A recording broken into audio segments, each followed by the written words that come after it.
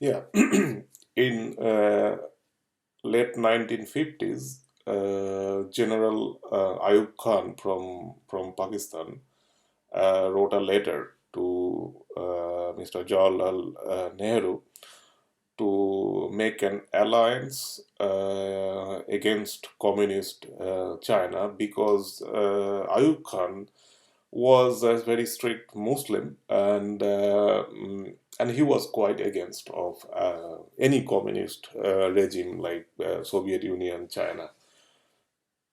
Jawaharlal Nehru just ignored it and refused that claim. Then Pakistan went slowly to ally themselves with China, and then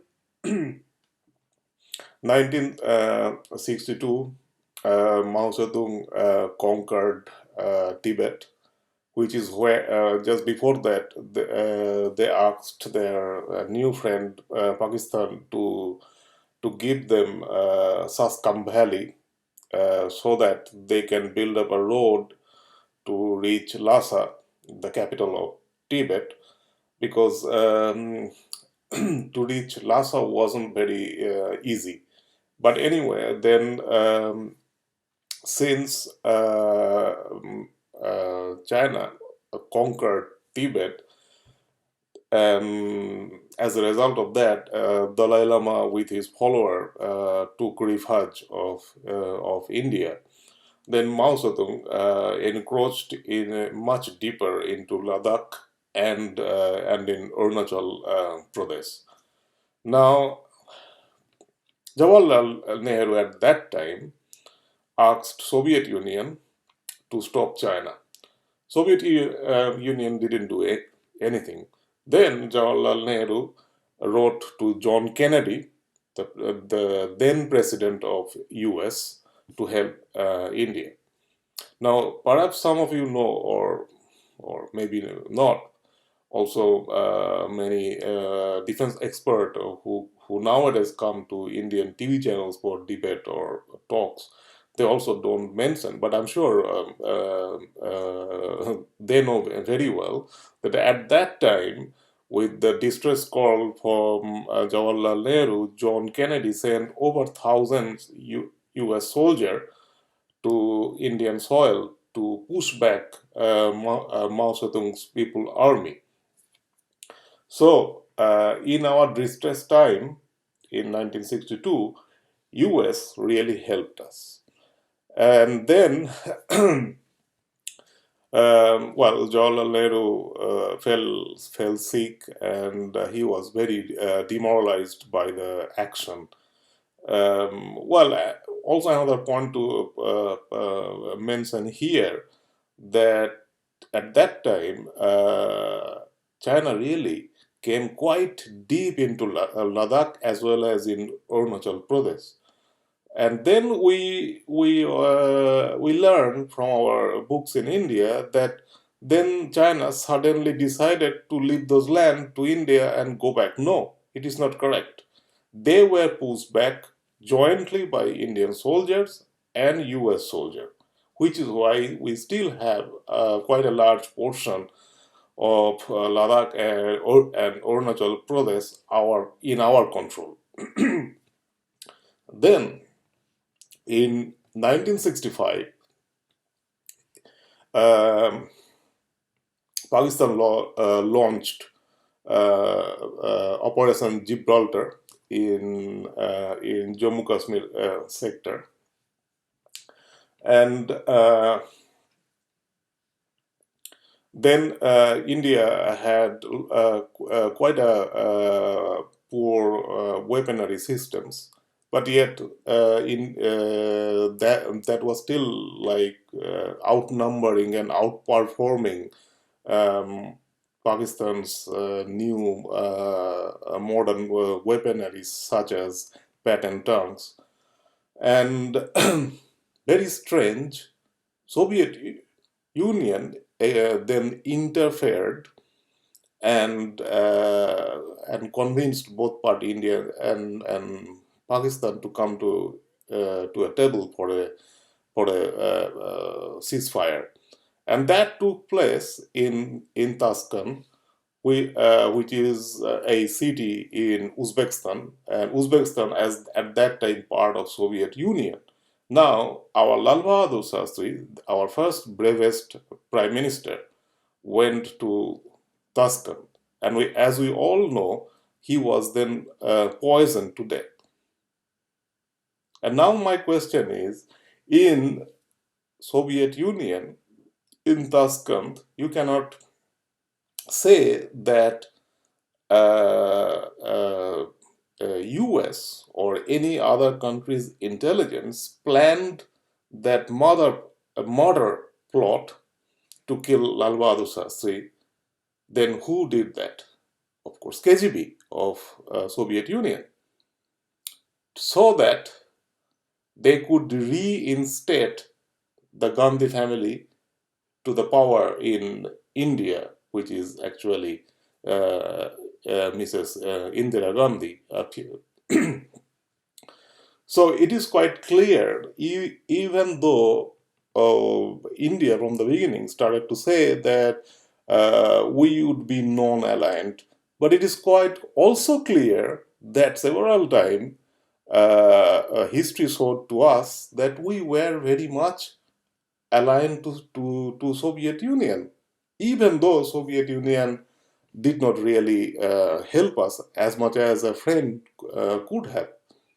You know, when we with war with China in '62, Soviet Union neither stopped China nor they sent their soldiers to India to help Indian soldiers to outperform Chinese soldier, but it is US who sent their army to aid India so that India could really have their, I mean, our Ladakh and large part of Arunachal Pradesh in our control.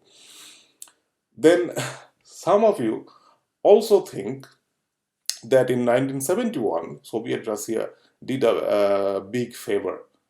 But at that time, China was then passing through their internal turmoil, and Soviet Indira Gandhi's request sent a nuclear submarine in Bay of Bengal, so that the Seventh Fleet of U.S. sent by the order of Richard Nixon will be stopped, but it is not true.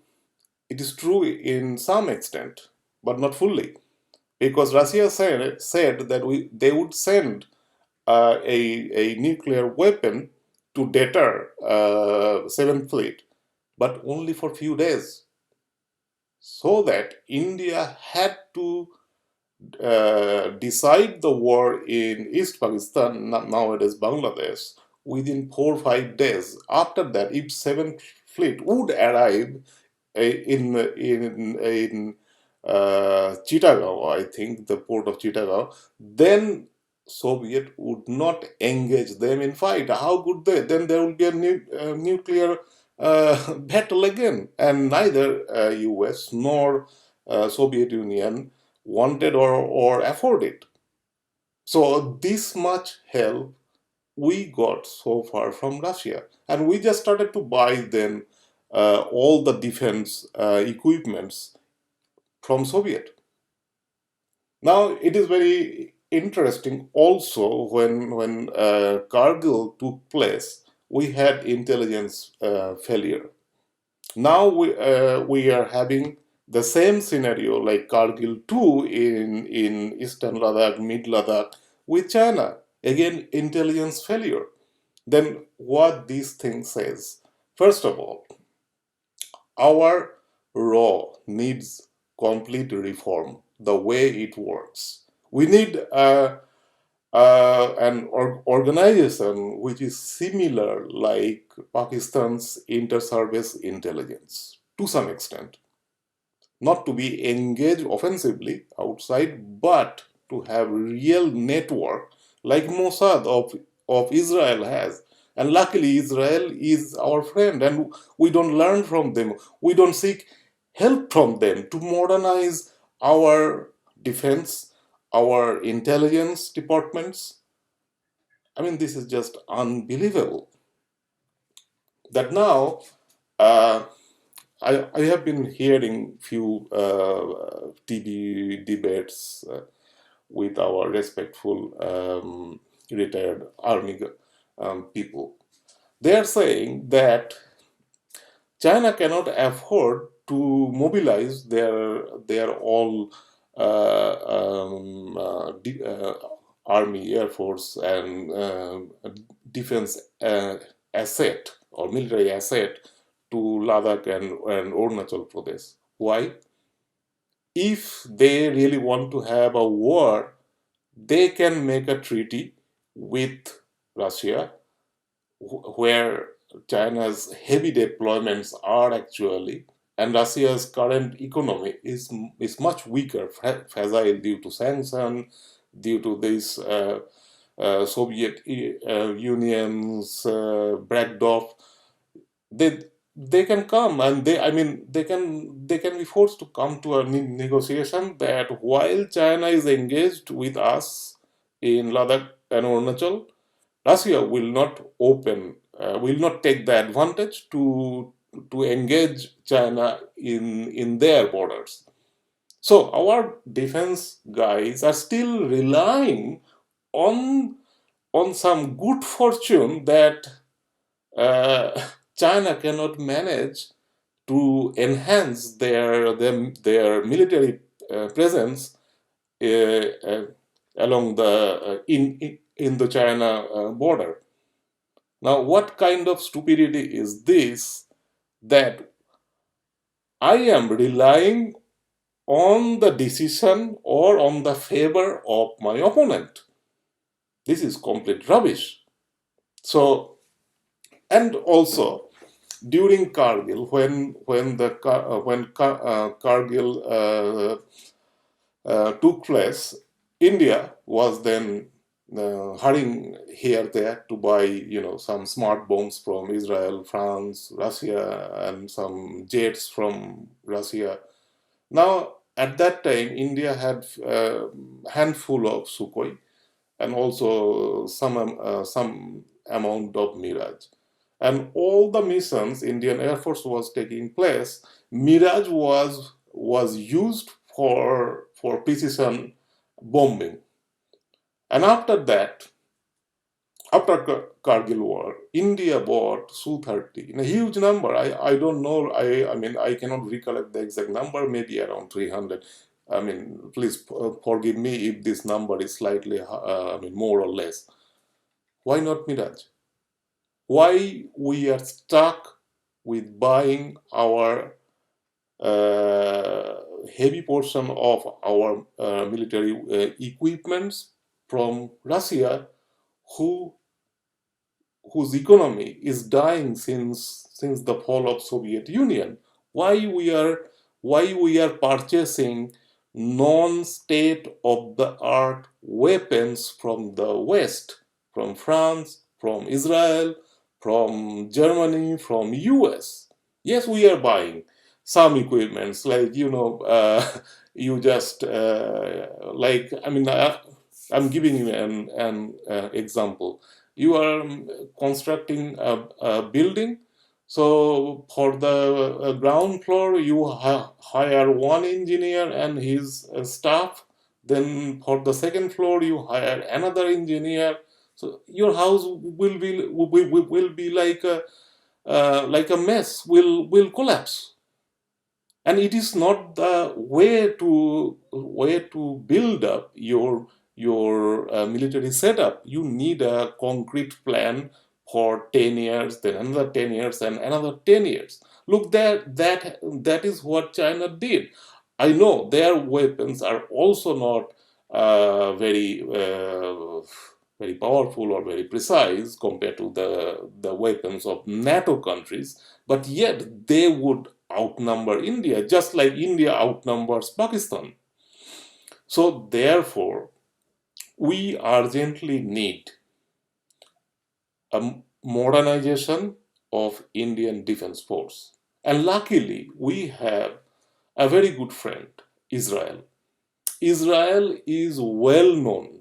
They don't care about UN or other country. What they decide to do for the interest of their country, they do. So they have the well-known modern defense sector as well as intelligence. Why we do not make a commission with them, with Israel defense expert, to make a plan to make Indian defense state of the art.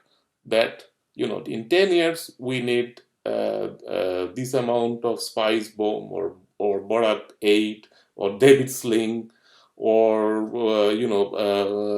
Scorpion submarine, then maybe P8 type of reconnaissance submarine hunters or Apache helicopters, and then we set up a budget to acquire them, as well as we start to modernize our intelligence, our raw.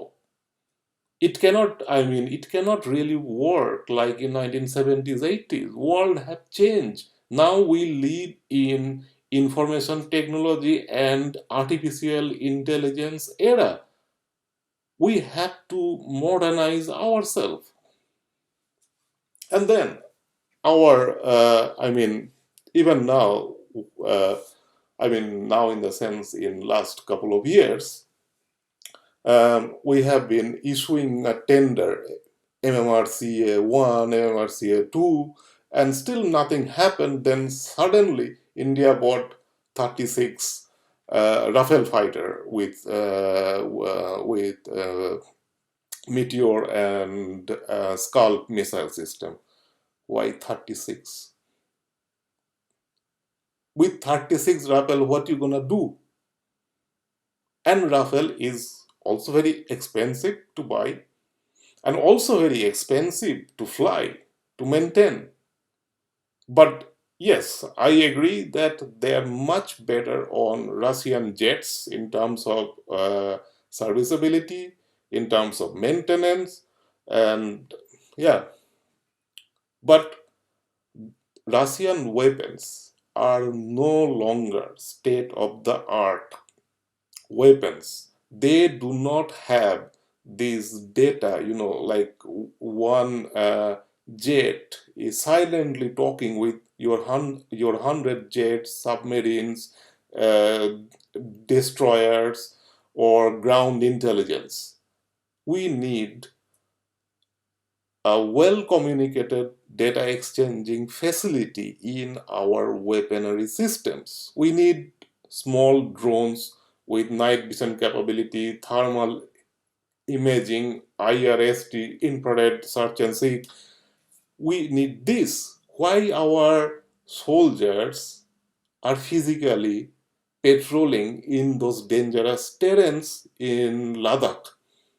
We are losing their life. Their life, our soldiers' life matter. But if we had these small drones fitted with night vision's capability and thermal imaging, then we could have spot Chinese buildup there much easierly, and then our patrol in the right time could go and engage with them personally.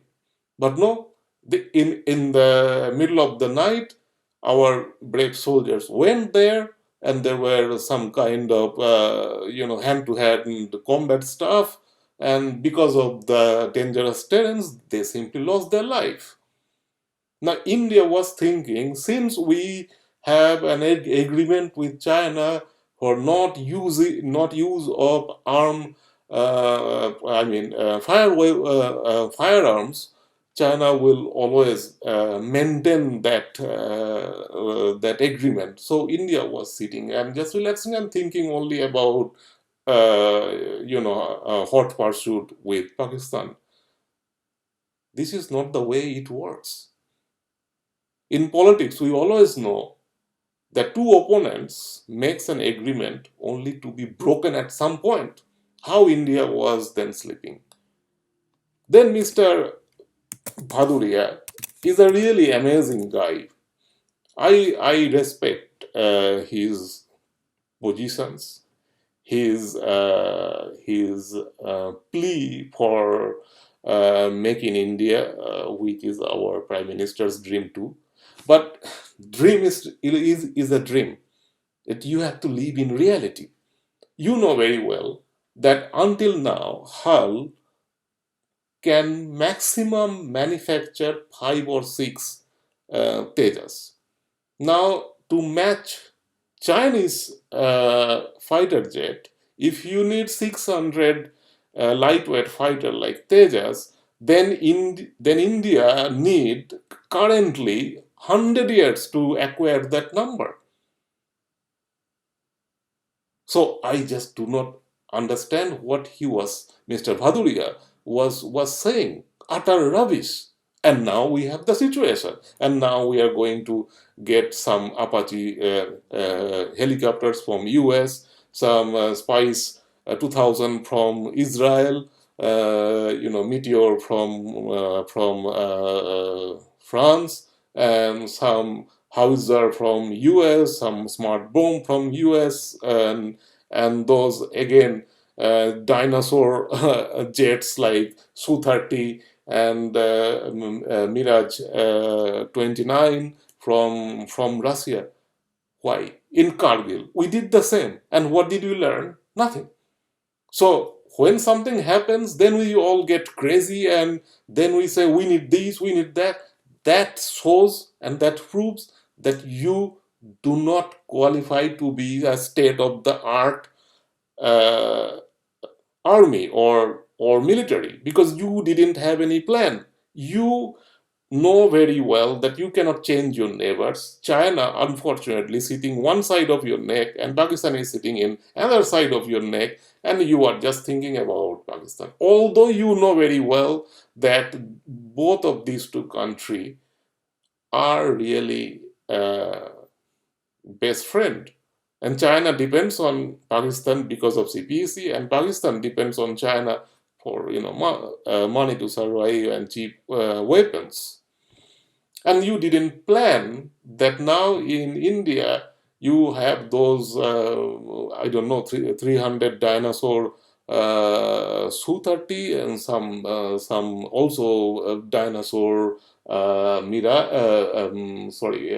and few Mirage, and now maybe 5 6 Rafale will arrive this year. With this, how you gonna fight with China without presuming that China will do a favor, that they will not mobilize their heavy asset to you? If they do, what you gonna do? What you gonna do? Then it will be again a very very humiliating situation for India. And now, yet even now, our IAS, IAFS, all these babus, they just give our defense minister, prime minister, lobby-oriented suggestion that let's go for MiG 35 in MMRCA. I'm just giving an example. We all know, I mean, the people who really study a bit of defense intelligence, we all know to successfully engage one F-16, even Block 2 or Block 3, you need at least two Su-30. And we also know that half of the Su-30 of India are not available for immediate service. So if we have 300 Su-30, then we effectively have 150, and then we need two to engage one F-16. So then we have, in principle, then we have only 75 Su-30 available. Fine. In Balakot, you used Su-30 as the air superiority or air dominance role, and then Mirage for precision striking. In Kargil, you also did the same. So my point is that after 2000, 2001, why you didn't then go for French fighter jets? If you are still using French Mirage for your attacking, then why? Then why you went for Su-30 to buy so many dinosaurs, heavy, big dinosaurs in India? That also proves that your those IS, babus, secretaries in defense sector who are sitting, they screw you. They screw you and go for always for Soviet Union. Sorry, Russia, because they are our best friend. Now, in this talk, I talked about 1962. Russia did not help. 1971, they did a very small help, and it costed us a lot. In one of my previous video, I have talked about that how they reinstated Gandhi family again in the power, so that this Russia will keep benefiting from India economy wise. So we need to ask now to Israel or US to modernize Indians defense sector. And also, we need to end these corruptions of the Babus, which was started from VP Menon, who was interfering in our war strategy against China in 1962. All of us knows that when our those old defense or the soldiers come in the debates or in the talk shows in Indian channels, they all know that we could have had a better, if not winning, a better chance if BP Menon and BP Menon's all these lobby guys were not interfering. So BJP now came second time in power with, consecutively second time in power with a single-handed majority. We need to focus how to reform our bureaucracy. When a guy, I have several friends who are IS officer and WBCS officers in India. After the job, they know that now for their life is settled until they retire. So all they do is just nonsense talk, and they make this lobby for getting promotion. Why don't we make a system that after IAS or WBCS or this civil service exam, they get first 1 year contract with first 3 months probation time with some milestone. If they meet the milestone, then they get 1 year with another set of milestone. If they meet them, then they get 5 years with some other milestone, and this will continue until their retirement age. Not having them this secure 30-40 years in service. They have to act. They have to get rid of the cards of making lobby and putting country into prestigious and humiliating state. We cannot anymore allow them to do it. Okay, thank you. And I hope I have raised some questions which are very important. And we need to act. We need to modernize our military with well connected data links, with drones, with night vision, with thermal imaging, IR searching capabilities. Then we need modern fighter jets. Yes, now I actually just forgot to mention, so now I just come back quickly. Now, what Israel did in Iran 2 days back. Now in India, all defense guys and also some defense analysts are talking in favor of buying F-35 from US. Some months ago, when this confrontation with China didn't happen, then they were all the time saying, MiG-35 is the great deal because Russia will give the 100% technology transfer, and the MiG's price is almost half price compared to Rafale. Why at that time we did not go for either Gripen E or Eurofighter?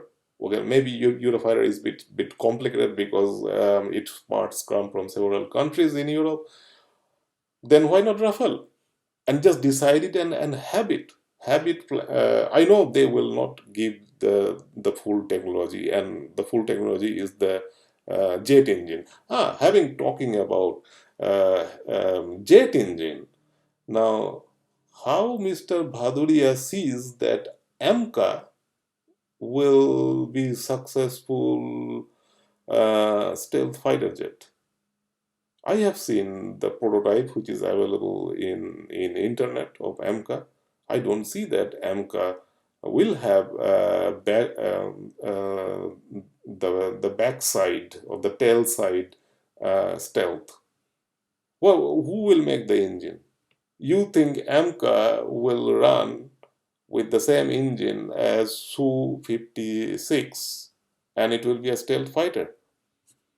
You have been trying to make a simple fourth generation fighter jet Kaveri engine and you didn't succeed. And you were telling us in India, I mean for the Indians, that from now we will have only our indigenous fighter jets, Tejas, 6 per year, and AMCA, well, and Tejas already took like 30-40 years, so AMCA will take another 30-40 years.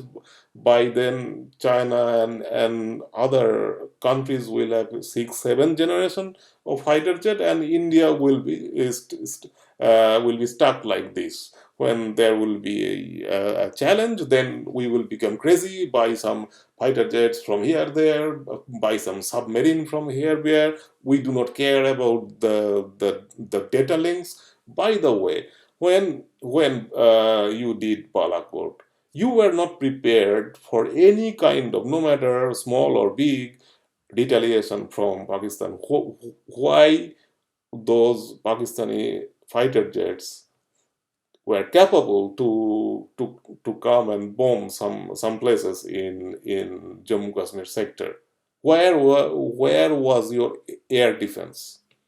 You see, these are the big holes you leave. And after that, your defense minister, Rajnath Singh, whom I respect very much, go in public and say, okay, one night we Indians will wake up and we will have our uh, whole Gilgit Baltistan, I mean, whole POK, Mirpur, Muzaffarabad, and all. How? Is it a Bollywood movie that you are telling in public? So then the people, I mean, the friends of us were laughing to see that this is the level of our Indian diplomats. And our enemies, Pakistan and China, got seriously warned because they saw, yes, Article 70 was diluted, Balakot happened, so they got alarmed. Immediately, China said to Pakistan, okay, now enough is enough, settle Gilgit. Pakistan's constitution uh, do not count Gilgit as its province. If it is not Pakistan's province, then how can Pakistan make election? Now China gave them, if you gave them the tips, if Pakistan can make election there, then they will gain some legitimacy of their claim over Gilgit-Baltistan, because China has invested, I don't know, 40 to 60 billions there. So, of course, China is very much money driven, and there is no secrecy about that. Then Pakistan said to China, okay, we will force our judiciary to give us permission to make the election in August, September. In the meanwhile, you, means China, should engage India uh, in some skirmish. So this is the plot. And I haven't heard in any recent TV debate people talked about it, that it is their duo plan. Pakistan is asking a favor to gain time to consolidate their claim on Gilgit-Baltistan, and China is helping them because then they get the passage from Gilgit-Baltistan to all the way to Gwadar port. Now, our Prime Minister one day ago said that we should not believe in expansionism.